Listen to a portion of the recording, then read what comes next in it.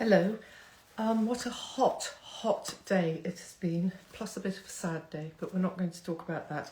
We're here to talk about food, and we are going to meet someone who's going to make us feel great. It's actually quite cool, so that's really good.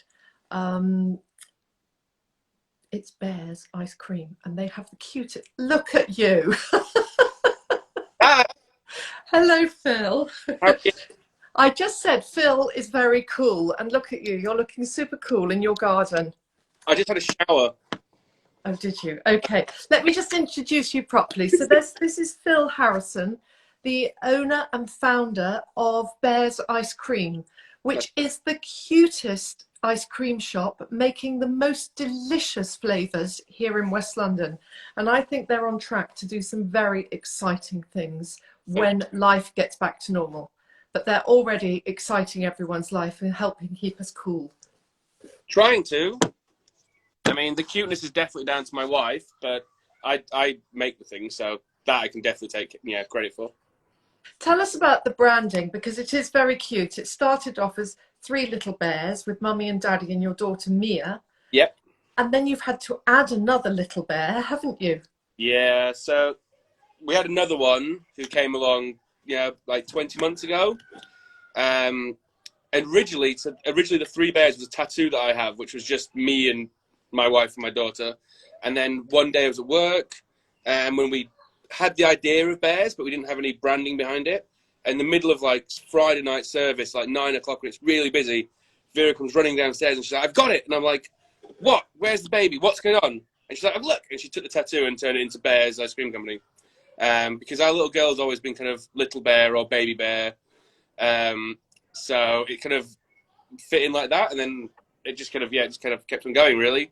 Then we had to. And tell me, is the tattoo actually of, did the tattoo artist create it or did you say, no, I want a bear drawn like this? It was a tattoo that me and my wife kind of made together. I said to her, I want three bears holding hands, just an outline, and then she put it together. Most of my tattoos that I've got, between me and her, we've made together, and yes, I think all of them since we've been together we've been made together, and they're all very simple, just like lines or words and stuff like that. But yeah. Everyone, if you don't know the branding, it's what we advertise with. But it is like tattoos you think of for hard people. But actually, this is the cutest little bears. There we are. We're being seen it. And they're so cute. And you can see them wandering through the forest to Yeah. go and get some ice cream. But anyhow, tell us about how you started your ice cream business, Bears, in 2016, Phil. So we wanted to do something together, which was our own. And we kind of thought, like, if we opened a restaurant, which is my whole background is in the kitchen. If we opened a restaurant, I would never ever leave, ever, and I would never see any of my children or my wife, and eventually they would leave me. So we thought, let's do something a little bit more straightforward, but equally as delicious. And in Iceland, they have these amazing soft serve ice cream parlors. And as a kid, I remember soft serve being amazing, and as a teenager, I remember it being awful. And I thought, why don't we try and bring an Icelandic ice cream parlor to England and show everyone how amazing soft serve can be. If it's done properly, it is amazing. And that's what we kind of tried to do. And we just thought this would be really fun. Let's just get on with it. Let's do it. Because it's brilliant, and the shop is really very cute and very gorgeous. But so the soft serve is churned by an Icelandic machine that's in your shop, and then the children dip all their flavours of the sweets. Yeah, well, it's more the kind of the style of how the shop is in a way. So soft serve is one of the oldest forms of ice cream. It's came from the States. It's what we have around all the seasides areas of the UK, but normally it's made with really horrible things. And we just thought, let's make it properly with real milk and real cream and real delicious things. The machine can be it's the same anywhere. Oh, so it's the same machine, but you're just putting proper ingredients into Yeah, it. it's like anything. You could you could go somewhere and buy a steak, which would be the best steak in the world, or you could buy a steak which is the worst steak. It just depends on how you treat it and how it's done correctly. You still end up cooking it in the same way. Yeah. And your biggest seller in your soft serve is the glacier, is it? Yeah. So the glacier is it's a very Icelandic thing where you take the ice cream, you pick 3 things from our table, and then we smash it into the ice cream. So you kind of go in and you can tailor make your own flavor in a way. So if you really want to, you can have banana, licorice, and wasabi. I don't advise it, but yeah. So, and I think that's the unique. That's the bit that people love. The fact of we have 40-ish to 45 different things, from things that we make, things that we really, some really nice chocolates, different nuts and fruits, and some random little bits of sweets and stuff. And it's just all about creativity, and that's the important bit, because it's more fun that way. Yeah, it's nicer for children. And your cones are rather special as well. They're the proper cones. They're quite big to fill all the ice cream in. Yeah, it's all about waffle cones. There's nothing more depressing than getting those cones kind of disintegrate in your hands and look like polystyrene. Yeah. We searched for a long time to get the right cones, and they're just they're really good waffle cones, and that's we try to make everything that we get to try and be the best it can be, because it's important. It's important to have the nicest things. Yeah, you get all your milk from Jersey, don't you? Yeah. So all the milk is Jersey. The milk cream is all from Jersey, because it has it's just an amazing type of milk. Jersey cows are very unique in the fact that they've kind of been isolated for such a long time, especially the ones in Jersey, and they have a slightly higher fat content, which makes them much better milk. Huge amount of protein in it, and it's just really delicious. They're higher in vitamins and minerals as well, aren't they? Yeah. Yeah, so it's just also, as a new parent, you're just wanting to give your children the very best. And it seems that you sort of started up at that time, and so you're just getting the very best of ingredients that you can. Yeah, I mean, my entire, since I was 15, I've worked in restaurants, and everywhere I've worked has always been small little restaurants, making everything in-house, buying the best ingredients to make the best food. So that's the ethos that we keep on going with at Bears. Yeah, because you were the head chef at the Anglesey Arms, weren't you? Our beloved. Yeah, for a long time, many moons ago. Yeah, okay, but you've developed onto your own career now with Little Bears, which is great, but still, that's a great place to have worked, and you know loads of people locally because of that, so it most probably helped launch your business. Yeah, I mean, I was still the head chef at the Anglesey when we opened Bears. It wasn't until about 9 months later that I actually left the kitchen. And the general support from the community, be it from people we know from the Anglesey, from people we know from school, and just the general community in general, has been amazing. It's been really nice to see, this weird little shop on a strange little roundabout flourish and be, we think, a success. Well, I think you're incredibly well positioned because you've got about 5 schools near you. So it's the treat after school, or it's easy to get to at the weekends. It's easily visible. So that's helped you as well. You're not tucked away. No, we're not. It's all down to Mrs. Bear. She's very clever. She knows. And Mrs. Bear is Icelandic, isn't she? And Mrs. Bear got the president, Katrin, to come along and see you when she was last in the UK. Well, actually, they contacted us and said, can they come round and see us? Because they wanted to. Time magazine were doing a kind of a piece about this young, super powerful world leader who's happens to be a woman, and they kind of went, what do you do in Iceland? And in Iceland they have this. Oh damn it! They have a word for they have a specific word for an ice cream drive where you go and get ice cream. And she went, oh, this is what we do. It's like something I grew up doing. And they went, and we've had a bit of conversation with the embassy, and they kind of know us a little bit. And they said, oh, well, let's, maybe you can just drive over to you guys. So she came over to us. She had ice cream. We had the British Secret Service, which was hilarious. Oh, my goodness. Glasses and stuff and earpieces. And it was just one dude going like, hey, how's it going? and she was just like the nicest person in the entire world. Oh, that's brilliant. That's very nice to hear. But tell us now, because you've created your Scoop Club, haven't you? Yes. And that's really on fire, I have to say. I've ordered from it several times, and I've also very kindly just got some delivery this afternoon of amazing flavors. I'm going to let you talk them through, because I got the spiced pumpkin, the wasabi, raspberry and beetroot, which is delicious, I have to say, unexpectedly. And you've won an award at the Guild of Fine Food in 2019 for your double dark chocolate vegan Yeah. ice cream, which is very commendable, because they're a very strong community of good foodies. Yeah, it was quite fun. We sent in 2 ice creams, just kind of a bit randomly, and one of them came back with an award, which was great. Um, and you know, we were going to send in for them this year, but then obviously all this kind of happened, so we just didn't get around to it. But I think, I've made ice cream in restaurants since I was 18, and it's something that I've always loved doing. And we thought with Scoop Club, it gives us that opportunity to go back to kind of making ice cream that goes in the freezer properly and kind of can be a bit more, weird and wonderful in lots of different ways. So, but again, the main ethos is it has to be delicious. It has to be, there's no point in being weird just for the sake of it being weird. So for instance, beetroot, raspberry and wasabi, beetroots and raspberries are in season at the same kind of time of the year. They're both dark red fruits and vegetables. And they both marry quite happily. You get very earthiness from the beetroots, you get the sweetness of the raspberries, and then it's this little tingle of wasabi at the end.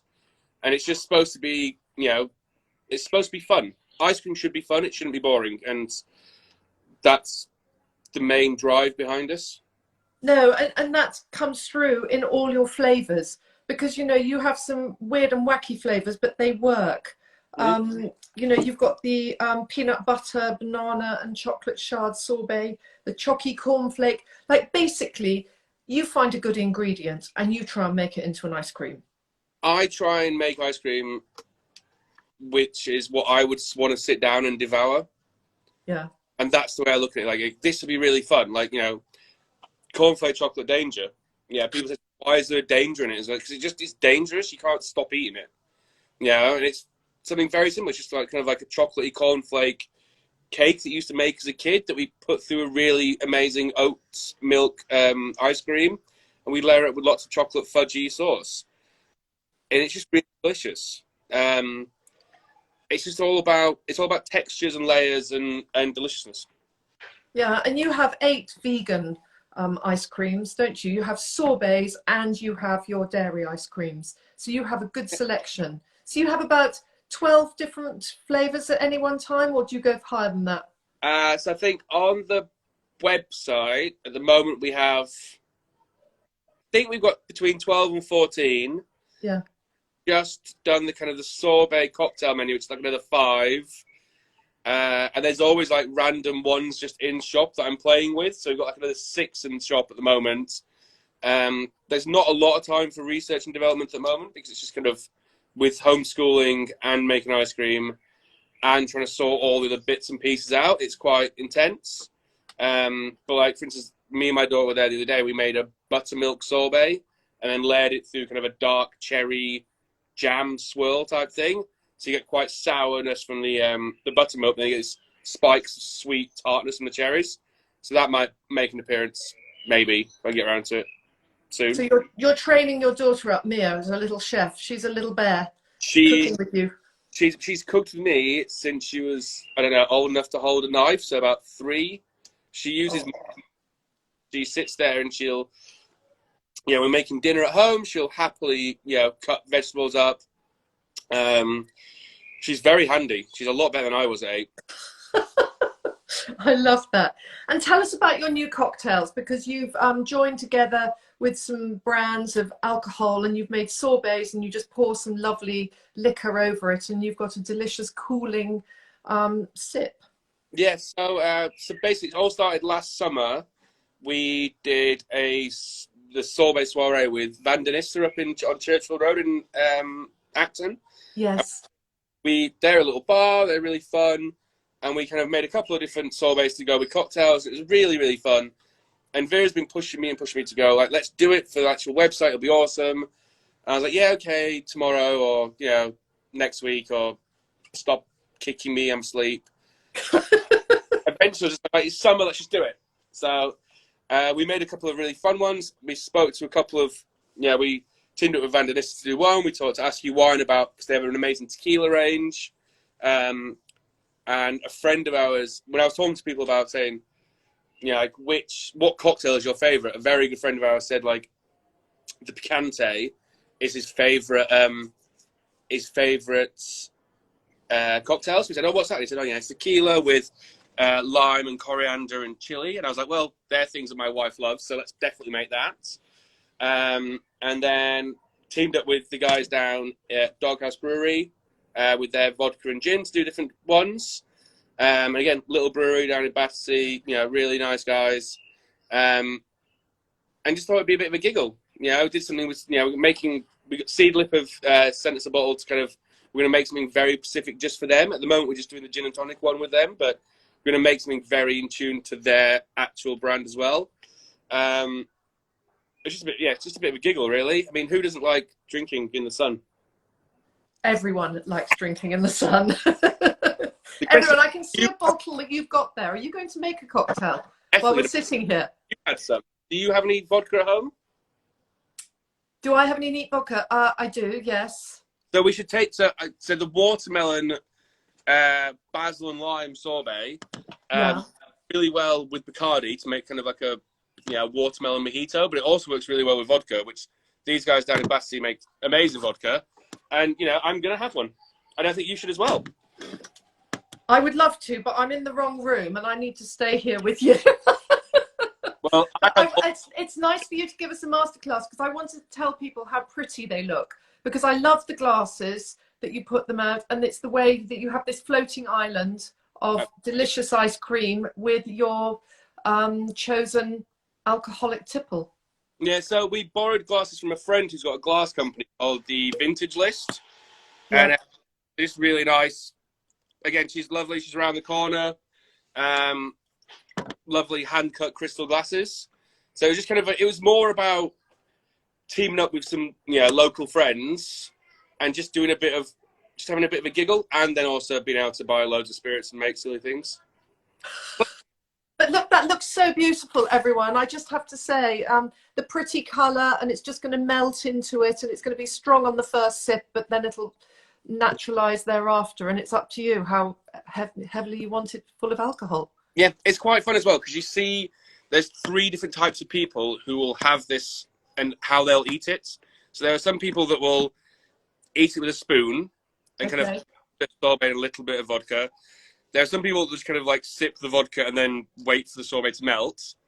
And my personal favorite at the moment is just kind of like rolling it around. Yes. So it doesn't really melt, but it's just getting colder and colder. It just kind of gently incorporates in. It's all infusing together. Yeah. Yeah. It just looks so elegant, and it saves all this shaking and muddling and all the rest of it. And it's a very quick cocktail, and you look very happy. I'm very happy. I mean, how often as well do you have ice at home? Never. Up, and then they don't have it because it's hot and everyone else has bought it. This defeats all those purposes. It's ice and all the things all together. Can I just ask you, Phil, in your ice cream, like the one that you've got there, the watermelon, do you have stabilizers and gums in them a little bit to help balance them and keep their shape, or do you try and be as natural as possible? So in the sorbets, there's none at all in any of them. Amazing. In the ice creams, there are slightly, but it's less than 1%. Wow. I use, they're all natural stabilizers from plants and stuff, seaweed. Yeah. So yeah, there is everything is as natural as it can be. There's no hidden weird things anywhere. And it's it's one of those things of if we were to make the ice cream and sell it in a day, I could guarantee that you would eat it in a week or in a couple of days. There would be no need for it, but because most in their freezers and they leave it, and everyone's freezer is slightly different. It needs it just to kind of help control the environment slightly. Yeah, no, I fully understand. And you know, I appreciate your honesty that you just use a little and they're as natural as possible, because Yeah, there are so many really, really poor ice creams out there. And I have to say, I'm a bit of an ice cream addict. I don't really eat desserts, but I love an ice cream. good. And you know, there are various big brands that have been bought out recently and they've become inedible, is the only way I'm going to put it. Yeah, Yeah. it's very sad. I mean, there's there's a lot of there's a lot of naughtiness I find around ice cream. There's a very large brand who become very famous recently, and they talk about how little calories they have. But the reason they have so little calories is because they use a sugar that's not classed as an actual sugar in it, so there's no nutritional information, and they have so much air in it that you're actually, because ice cream's done in by volume rather than by weight. So, for instance, our tubs are just under 500 mil and they weigh 450 grams because there's not much air in them. Whereas this particular company has the same size tubs, but they weigh 210 grams because it's all air. And they cost a fortune. And they say that they're really, low in calories, but they would be low in calories if you didn't have any, if it's just full of air. Well, there's something that I often say to friends. So that those fake butters and ice creams, I say just let them melt, and Yeah, you'll see that they're not even half full, and you're actually just buying air because it's free for them to sell to you. It's very cheap, and they can say, as you say, it's low in calories. And so those sort of funny butter spreads, I yeah. really loathe them, and ice One cream. thing away with it is a Viennetta, and no one can say that a Viennetta is not amazing. And I don't know what Viennetta's made of. It could be made of unicorn tears. It's still amazing. Unicorn tears. You Right? spent too much time with your daughter today. And tell us about your club, because people can sort of pay in advance. They belong to a club and you deliver them 3 or 5 or 6 tubs a month Yep, according to flavours. And that's a really good way of doing it. It's like a wine club, but you've just got an ice cream club. exactly. It's the same principle completely. It's a subscription. You can choose how many you want a month. And we just, some people just completely trust us and go, just send us whatever you want. Some people Yeah. say these ones, and we're pretty flexible. And then the people that just want whatever they want, we just sometimes it's things on the menu, sometimes it's new things. They kind of get to know about what's happening a little bit earlier than everybody else if you're in the little club, like when new flavors get dropped. It's just people that love ice cream need ice cream all the time. Yeah, and you're very imaginative with your flavors, because at Christmas you were doing Christmas flavors. Now you're doing summer flavors, and I'm sure come autumn you'll do it. It's according to the nice produce you can get and how inventive you feel at the moment, or what's going to win. Yeah, I mean, the hardest thing about it all is not trying to change everything all the time. When I was at the Anglesey, I was the head chef there for about 5 years, I think. And we changed the menu pretty much every day, which was an amazing thing, but it was also a complete curse because I'd sit there until 1 a.m. dreaming up dishes. And it's very similar with the ice cream. Like, I'll just sit there and I have a list of about 300 that I've either made or want to make or will make. And I'm always going to go, let's just put this on. And wife's like, just stop. You're making more work for no real reason. Let's just, be sensible. And to be honest, it was the best thing when I realised that I was just making my life and everyone else's life very difficult. And we said, look, let's stick with these 15 flavours. We can always drop a new one every month. Yeah. But let's try and continuously change it because it's just a nightmare. Okay, so you've got your stables that sell, and then you just put one in and one out every month, or however it goes. Yeah, we've been dropping one. Yeah, we made when the shop closed, we made a very straight Jersey milk one, so it's as similar to the soft serve as possible, which I wouldn't normally do because for me that's it's a bit too safe. But we thought so many people come to the shop to get ice cream, which they love. Let's try and give them. Yeah, we can't open. Let's try and make something as similar as possible. And so we did a kids pack where you could buy cones and sprinkles and this milk ice cream, and it's been amazing. So that kind of came the first month. We did a mint choc chip just out of fun, using just fresh mint and really dark chocolates. Then we just dropped the sorbet cocktail list. At the moment, I'm making a really, really naughty dark chocolate ice cream, which is very, very dark, with a kind of salted white chocolate fudge sauce going through it. Ooh. Chocolate pretzels and some bits of fudge, which so far has gone down very well with everyone that's had it. I can't make any more of it because I keep eating it too often. I pulled off by not sharing it with my daughter. She's not very happy with me. Tell me this, you make it all the ice cream yourself, don't you? You churn it to all, you've got a kitchen below the shop? Yeah.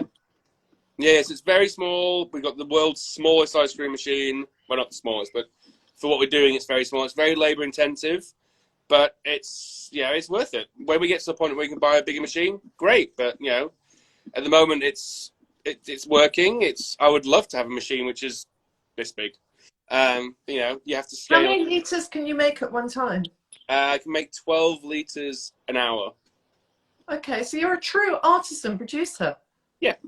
Yeah, no, that's lovely. And also, I have to say, you're very clever. You've started doing some ice cream cakes, and you did one the other day, and it had all gummy bears. Like, how happy is that child going to be? Well, apparently very happy. They asked for a brownie, white chocolate, and gummy bear cake, and it was like, yeah, right, why not? That'd be awesome. So we had like a big brownie base and a kind of an ice cream with like loads of chopped white chocolate and white chocolate fudge sauce through it. Kind of laid up again like a layer of sponge with more white chocolate fudge, then more ice cream, and then who doesn't love Haribo's? And do you do birthday cakes to order? Yeah, we kind of do. If somebody comes to us with a request and we can do it, we will do it. We haven't really said no to anybody except for somebody who asked if we could deliver them something to Spain. I was like, no. If it's physically, if we can do it and it works for both us and for them, then we'll do it because we're small enough to be able to say yes to most things. Yeah, because you're still in control of it and it's all in the one place. Tell us about last year, your very, very clever icicles that were cycling around London and serving scoops of ice cream and just spreading the Bears ice cream word across the south and west of London. Simply doing that. It was a way of maximising the shop and being able to use one location to physically go more places. So like there was boys on bikes, they would go out and we would just hang around in different places serving ice cream. We did a lot of events whilst keeping the overheads of the actual the location the same. And it just you've got to try and expand, and our goal has always been to take over the world because we've always generally thought quite small. So we just keep on going really and just keep having fun. The bikes are great. At the moment they're doing deliveries. The boys are on them doing deliveries. And one day they'll be back out again. Yeah. And you're opening up occasionally, aren't you, for people to come and collect? And you're doing, I saw you were doing an elderflower slushy and a mango slushy. Passion fruit, yes. So we were open this weekend for like 4 hours each day for people to come and buy tubs. And as we've been kind of moving up the a shop bit. around, Is someone on the internet? No, it's all 4G. I don't trust my internet in any way, shape, or form. Is that better? Okay. Yeah, it stopped going. So we've been opening up. We opened up over the weekend to pick up tubs, and we had the slushies on.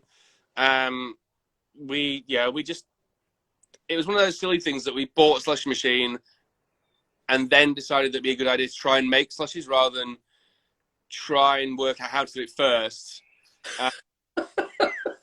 We do a lot of things on a whim sometimes. And we just said, okay, let's make them, and let's make them as low in sugar as they can be. So whereas if you go to the movies and get one, it might be 25 to 30% sugar. Ours is less than 10. It's about 9-ish. And it's supposed to be a really fun treat. There's no weird stuff. it's just delicious. So elderflower is always on, because it's just one of those things that we made it and it instantly was amazing. And then we change out the other one as we go along. So this week we just were like, look, let's make a passion fruit one. That'll be quite fun. And it was, it's bright yellow, naturally bright yellow, and it was delicious. Gosh, I'm going to come down. So are you open at the weekend? We will be open on Saturday and Sunday. We're trying to be open properly on Saturday and Sunday with soft serve and with the shop back to being the new normal as it's going to be. Kind of like with soft serve, with, be able to do glaciers and stuff. We're trying. But I mean, it'll definitely be able to pick up, but hopefully it'll be open normally as well. Okay, because in the winter you're very clever and you do lots of yummy hot chocolates with all sorts of toppings, and I know everyone loves. So you're really in for doing various things and being very proactive. And share with us your top 3 flavors. Oh, of ice cream. Mm. Ooh. So if I was in shop, I would definitely have the This is hard. There's too many delicious flavors for Phil to choose. If I'm in shop, I have the dark and salty, which was kind of like our first signature cone. So it's a cone which we line with dark chocolate and brownie and popcorn. We layer it up with ice cream, and then we dip it in dark chocolate, roll it through popcorn, and sprinkle it with molten salt. So you get this like big, spiky, salty, slightly sweet, chocolatey, delicious thing.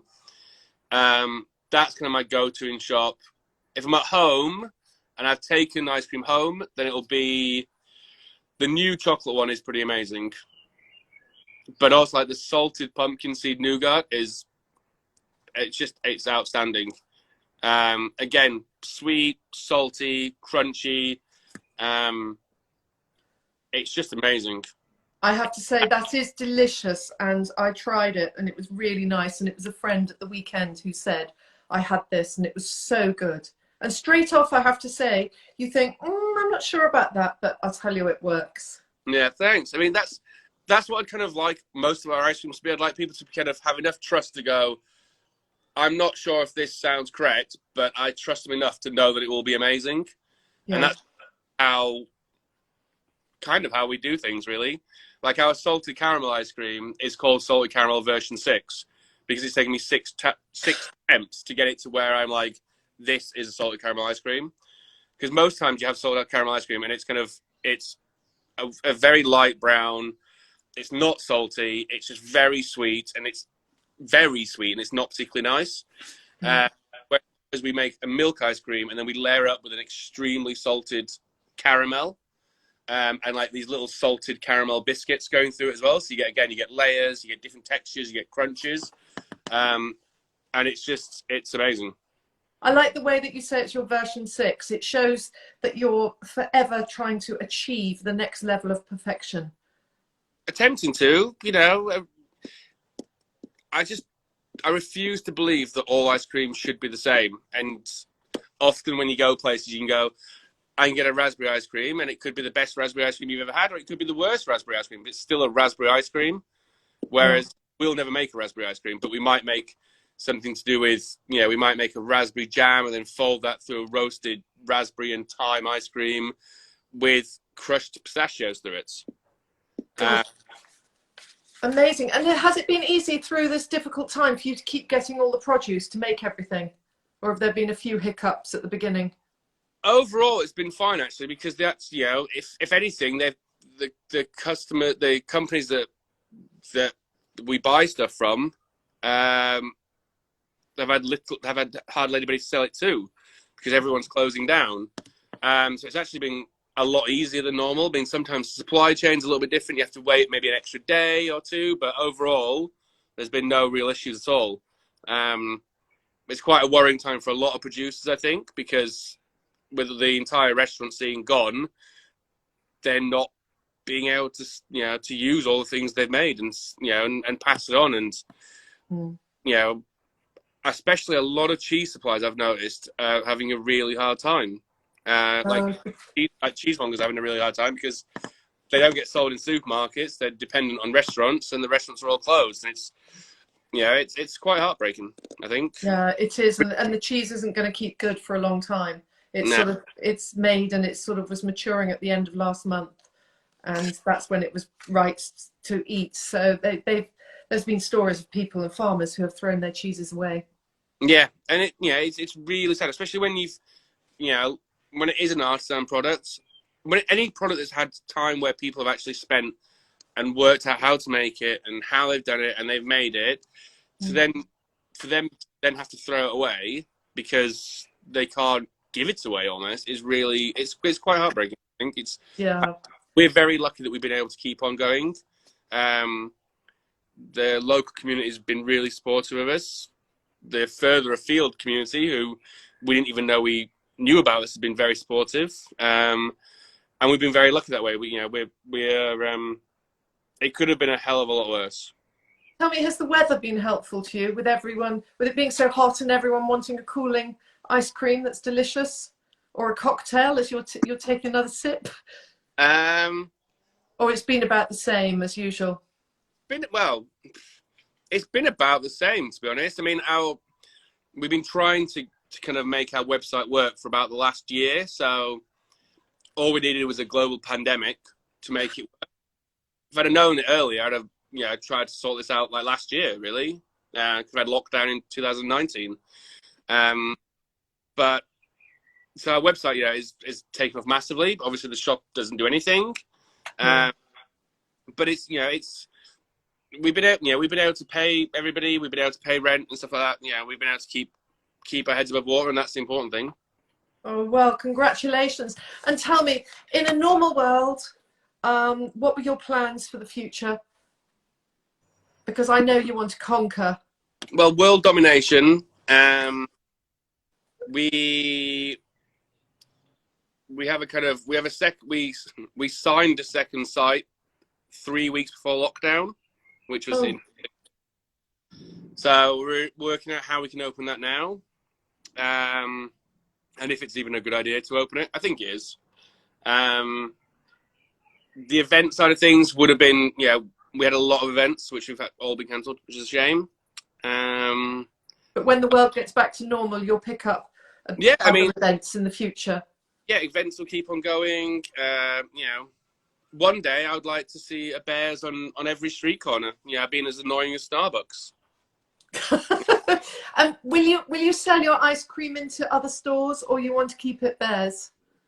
I don't know. You're not sure. I think the model that we've got at the moment, which is direct to consumer, works really well. And I think there's there can always be that loss of either quality if it goes into a supermarket, or if someone else is selling it and they're not looking after it properly.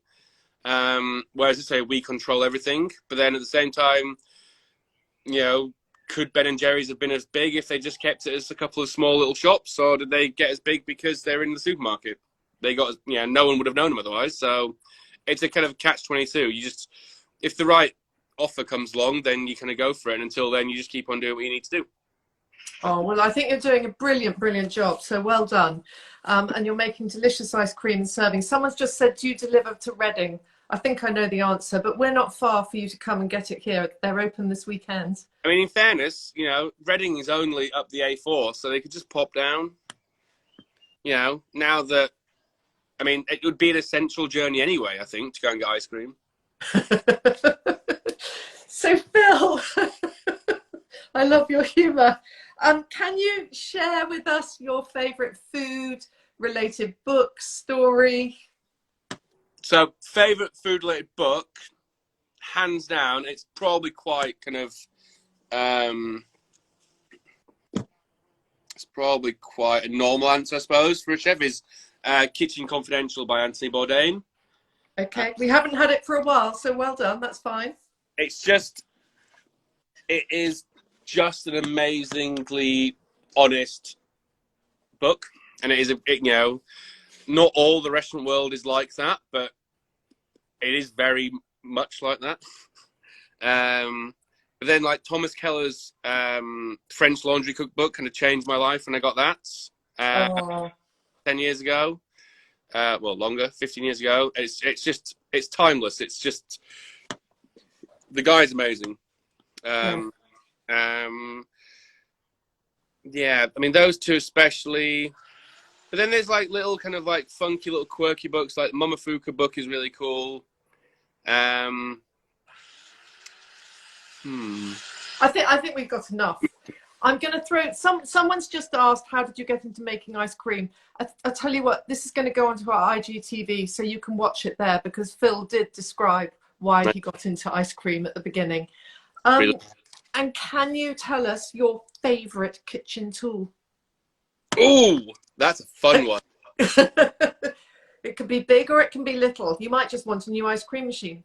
I mean, I do want a new ice cream machine, but I think my favorite one, I think the most underappreciated and most important, is probably a chinois. It's like a very fine sieve. Oh, so you use that a lot for your ice cream making? Yeah, you know, it's just so important, because if you, like with the mint, like for instance with the mint chocolate chip, you know, we take our base, we blend it with mint, you put it through a normal, you know, sieve, and you don't want bits of leaf in there, and it's going to come out, it's going to go straight through. Whereas with a chinois, it's so fine, it takes out all the little bits, and it's a very, that and a potato peeler. The two things are very underrated, but incredibly important. Without either of them, you might as well just not bother. Okay, that's good. I love that. Well, listen, Bears is open this weekend, everyone. Go onto their website. You can order ice cream. There's fantastic blogs on there and stories, and you can meet the Bear family and see their flavors, descriptions. It's delicious. And Phil, it's been an absolute delight. And thank you very, very much. And cheers, everyone. Go and make yourself a lovely Bears cocktail. I'm having another one. Thank you, Phil. Bye-bye. Bye. Bye. Bye.